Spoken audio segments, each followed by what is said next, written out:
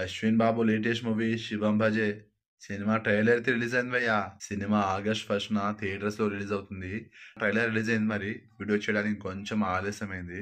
So trailer చూసాక చెప్పాలంటే భయ్య, అసలు మామూలు లేదు భయ్య. నాన్ స్టాప్ అసలు గూస్ బంప్స్. ట్రైలర్ మొత్తం గూస్ బంప్స్. మ్యూజిక్ కానీ, ఎలివేషన్ కానీ, అలాగే డైలాగ్ డెలివరీ కానీ, ఇలా ప్రతి ఒక్కటి హైలైట్ అనిపించి సినిమా పైన నాకు హైప్ అయితే పెంచేసింది. నిజంగా ఎక్స్పెక్టేషన్ అయితే పెరిగిపోయింది ట్రైలర్ చూశాక. సినిమా పైన నా ఒపీనియన్ మార్చేసింది. సినిమాని కంపల్సరీ చూడాలని.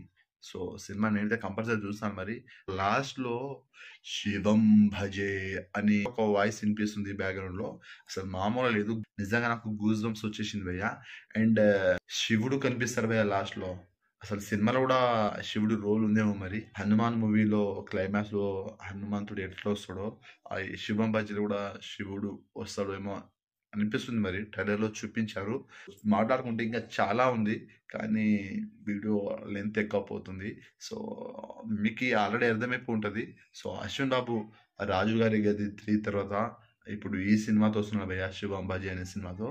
సో చూడాలి మరి హిట్ ఏ రేంజ్ లో కొడతాడో.